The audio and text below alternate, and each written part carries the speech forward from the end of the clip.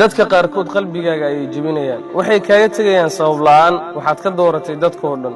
waxaad aamintay in badan waxaad u ahayd daacad waxaad u hurtay oo aad siisay mid ka mid ah hadiidaha ugu qaalisan ee Allah subhanahu wa ta'ala uu dadkiisa siiyo oo ah waqtigaaga waxaad u samaysay wax walba oo aad awooday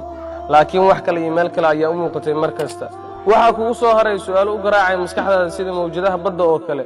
waxaad isweydiisaa maxaan sameeyaa ma isku filanahay sideen ku hilmaamaa iyo hadallo laciifnimo ah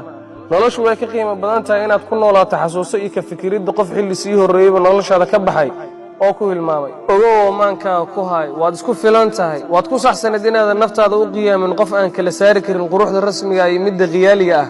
aan kala garan karin wanaag iyo xumaan wax dhalanteeda moodaya wax dhab ah marnaba u cinqaabin naftaada qaladad uu qof kala sameeyay ha u baabi'in noloshaada qof aysan ka goonin inuu kula wadaago waad ku saxsanayd inaad qalbigaaga u furto maalmihii wacnaa markuu wiilku gabar jeclaado walaashiis way ku caawisaa sababtoo waxay garanaysaa qiimaha jacaylku leeyahay balse marka gabadhu wiil jeclaato walaalkeed wuu u diidaa sababtoo wuxuu garanayaa qiyaamada ragga gabadhu waxay u caawinaysaa si uu noloshiisa u helo wiilkuna wuxuu u diidayaa si uu sharafteeda gabarnimo u dhowro oo xiriirka waxa kulmiyay salaan waxa isku xira wanaag waxa isku miciyay samir waxa kala fogeeyay kibir waxa kala reeba been waxa kala dilay inkiraad miyaadan ogeyn masku wuxuu leeyahay maqaar qurux badan balse afkiisu sun ayaa ka buuxda dadka qaarna waa sida oo kale waxay leeyihiin af macaan iyo qalbi madow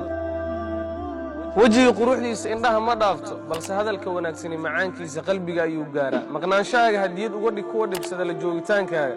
xasuusna waad ka bogsanaysaa kana koraysaa xanuunkan waad hilmaamaysaa wixii aad soo martay ugu mahadceli inay ku siiyeen karti iyo awood aad ku qaadatay go'aamo aad ka baqi jirtay xoogga saar waxa naftaada horumar u horseedi kara kana faa'iideyso fursad kasta ku duceyso inaad bedel khayr qaba hesho cafi una ducee iyagana marnaba ku fikir inaad xumayso ama ka aarsato ogow waxaad isaamintaan xilli aad isku dhaweedeen fadlan like dheh fiidiyogan hana ka hilmaamin inaad subscribe dhahdo si aad mar walba ula socoto barnaamijyada dhiirigelinta ah ee aan channelkan soo gelino